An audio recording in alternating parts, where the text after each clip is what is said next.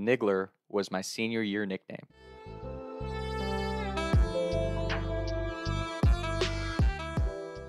Before I go into this story, let me make it abundantly clear. I don't want this to be taken down, muted, whatever. I know closed captioning doesn't always get words right.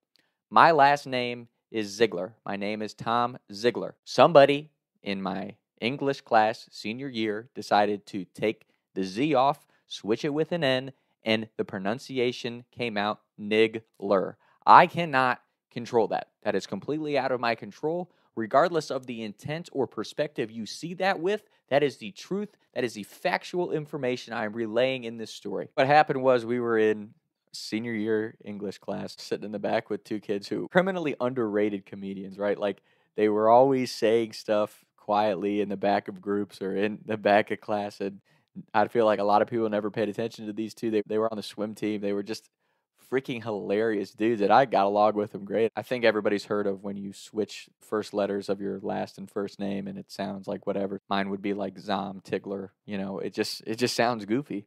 And these guys were playing with different word combinations of my name because that's just what they did in class, and they landed on N, and then I was the Niggler for the rest of senior year. And it was bad, right? Like everybody knows. I'm not sitting here saying it wasn't not racist or anything, but at the same time, you can't not laugh. Like I'm walking into school, walking down the hallway, and you hear some kid that you hardly know go, "Oh, the Niggler." Like you're just like, "Oh shit." Like, please don't say that. And thank God it was 2016, so I didn't get canceled before I even got a chance to do anything with my life. It's just one of those things that stuck, and some people get great nicknames in high school. Some people get nicknames like that, and I never had good luck with nicknames in high school. Before that, for 3 years, I was Sid from Toy Story because of my braces and buzz cut. My nickname in high school was Sid from Toy Story. When I got to college, everybody started calling me Slim Shady. I'm Slim Shady, yes, Slim Shady I could roll with. I was Eminem for Halloween one year. I mean, I love my boy Eminem personally. But oh my gosh, that was just for months, that's what I was called. And then of course the first time a teacher heard it, they were like, "No, never again. Never call him that again." So it was back to Tom and Sid for the rest of high school. Such a funny nickname. And there are racist, sexist, stereotypical jokes about everybody in today's society. I think what we all continue to miss the boat on is it's a joke. Like for someone to have a racist joke about your gender or your culture, your religion, your race, and if it offends you or you get it and you laugh at it, regardless of which side you're on, it's a culturally accurate joke because it's having an understanding of each other's cultures. Because in America, we are the melting pot, right? Like we're all equal here. Everybody here has equal opportunity for success. I really hope people see that there are individuals up in high, powerful places, especially the government, but not just the government, that want to keep us divided because there's strength in numbers and they want everybody to be racist. They want everybody to hate each other. They want all the black people to think that every white person is a racist. They want every white person to think that black people are dangerous and thugs. And it's not the truth. We all know it's not the truth. But these are the stereotypes that they want to put out there. And they're for everybody, right? That's why we're having all these huge fights about things like gender and race and religion, because all the politicians want us to stay divided so they can do corrupt shit behind closed doors. And it's not just politicians. I guarantee you there's a lot. I mean, I don't know if any of this stuff about the movie industry in Hollywood is true, but there's some really sketchy stuff that's being put out there. And it's not like it's just conspiracy theorists anymore. Like in today's society, there's evidence of it all over. And all these big corporations continue to try to like cover it up and stuff, but there's really corrupt shit going on with people up in high powerful places, and it just kind of feels like they're trying to control us and put us in a box. That's not America. This is land of the free. We have a governing body to keep us safe, right? And help us abide by those laws, but they are not in control of us. We're in control of them. And that's something that I think everybody out there needs to remember. Like, you're the one in control of your life. You're the one who's able to get up every morning and decide if you're going to be a success or a failure. Nobody's stopping you. There's going to be some people that get really upset about what I'm about to say, but I'm half Irish. So should I fly back to England where my people were enslaved at one time? And do they owe me money for what they did to my great, great, great, great, great ancestor, I guarantee you, if I went over there and did that, people would think I was insane. So that whole every African American is owed something because of slavery, the whole reparations thing of being owed something, like you could track back any cultural background, any ethnicity, any race, any background of somebody's family tree, somebody was enslaved at some point. So to make that statement is crazy, because then at that point, everybody who's ever been born would be owed some type of reparation. No African American currently living in the United States has ever experienced slavery. And that might be a sensitive topic for some people. Some people are welcome to disagree, but here's the fact of the matter. Nobody in the United States right now, regardless of your culture, regardless of your religion, regardless of your ethnicity, regardless of your gender, is owed anything. We all have equal opportunity to go out and create the life that we want. Anyone who doesn't feel like they can do that in this country is making an excuse for themselves. And success does not come with excuses. It comes with dedication and hard work. Like, we can't change the past. We can't go back and fix it. All you can do is move forward from it and progress. So why stay stuck in the past and continue to fight and be angry about something that is really only being talked about because somebody up in a high place in Washington, D.C. wants you to vote for them?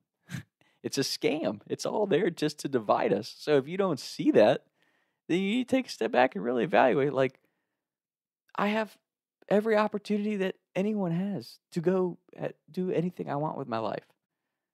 Don't make excuses for yourself. I don't care how mad people get about that. That's just the fact of the matter. And yeah, I'm showing my hand, right, as a white man in front of the American flag. But that's just the truth. There's no politics behind that. It's just a fact of the matter. I hope that anyone who lives in the United States who's watching this remembers we are our own hope. We are our own freedom. Nobody up in a high powerful place is going to dictate what you do with your life. I think government's good for national protection, for relations and all that stuff, but I think government should be like any other job. The people in positions of government should be the best candidate for the position. They should be the most qualified person for the job.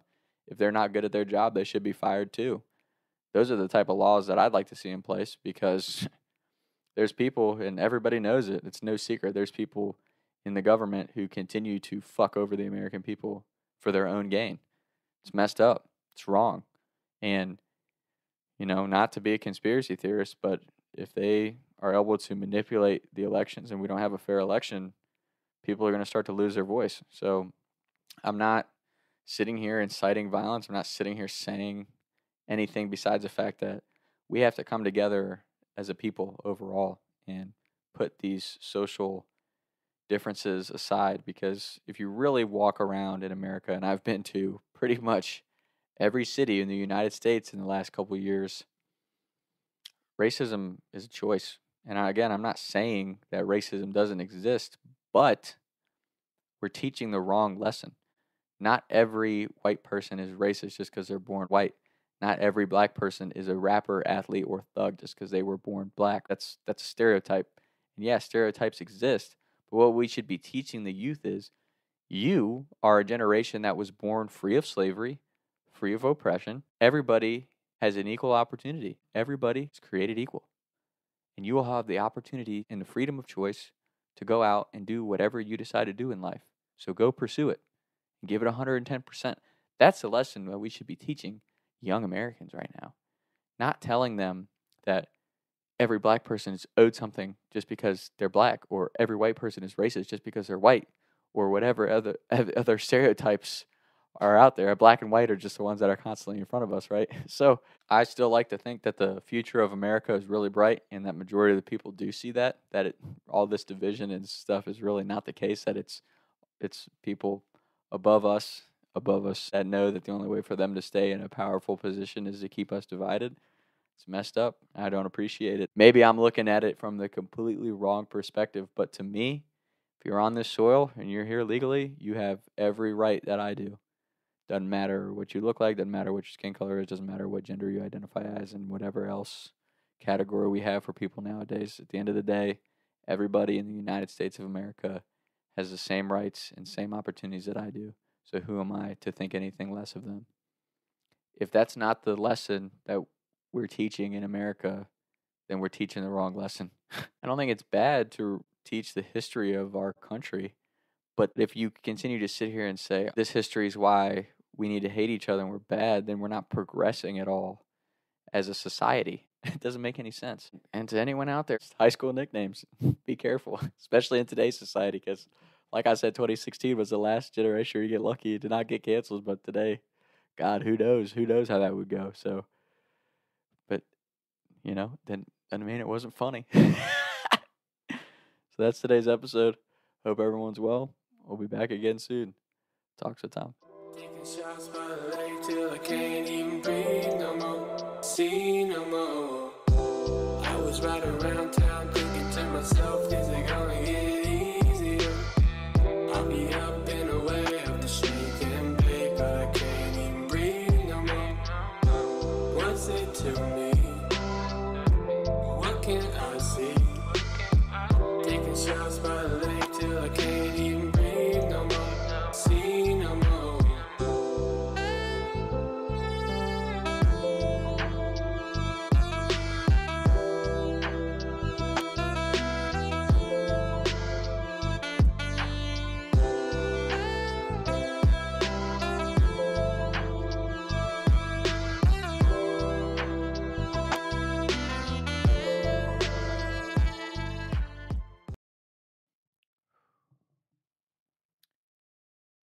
Niggler was my senior year.